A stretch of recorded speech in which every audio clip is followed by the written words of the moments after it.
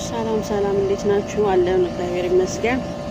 ይኸውላችሁ አንዳንድ መረጃዎች አሉ ማለት ነው። እኔ በተነሳ ማለት ነው አንዳንድ ክፉ ሰዎች አሉ እኔን አሁን መልቀቅ ስለማይፈልጉ እዚሁ መጠግረር ስላለብኝ ማለት ነው ለጥግረራ ሲሉ ይመካከራሉ እርስ በርሳቸው። ያው እንግዲህ ብቸኝነቱም ስላለ እሱንም ስለሚያውቁ ያው መጠቀሚያና ሊጫወቱብኝ የሚፈልጉ አሉ ሰዎች እና አገባች ይላሉ፣ ምን ይላሉ፣ በቃ ያስመስላሉ ምናምን ነገር።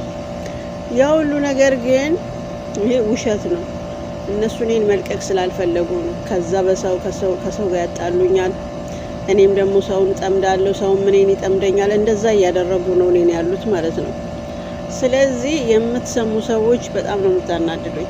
ብዙውን ጊዜ ተናግሬያለሁ። እኔ አሁን ራሱ እንኳን ምን እንደሚያደርጉ እያየውኝ ነው። እኔ አሁን ወደ ኢትዮጵያ ለመሳፈርም ሆነ ወደ የትም ለመሄድ መንቀሳቀስ አልችልም። ለምን? አንዳንድ የሚስተካከሉ ነገሮች ስላሉ ማለት ነው። እነሱ ግን በመሀል ገብተው ብዙ ነገር ነው የሚሉት እኔ መልቀቅ ስላልፈለጉ ማለት ነው።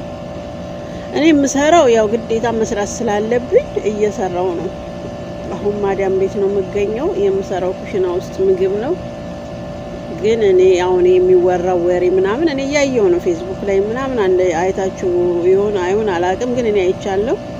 አገባች ጭራሽ ብለው ደግሞ የሹፌራቸው ሚስት ነች ሊሉ ይፈልጋሉ። ያኔ ያ እነሱ የሚፈልጉት የሚመኙት ነገር እንጂ እኔ እንደዚህ አይነት ነገር ፈልጌም ማግባትን ፈልጌም አይደለም።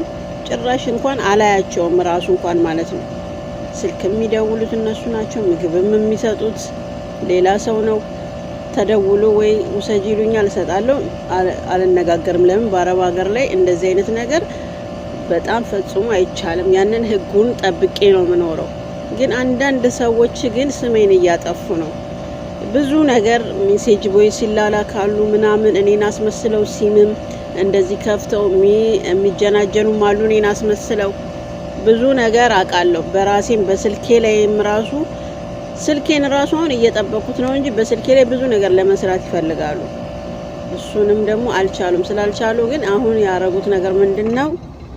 አካውንት ከፍተው በራሴ በኔ ስም ብዙ ነገር እየሰሩ ነው። እና እኔ በጭራሽ እኔ ለራሴ አቅም እንደዚህ አይነት ነገር ውስጥ መወተፍ አልፈልግም።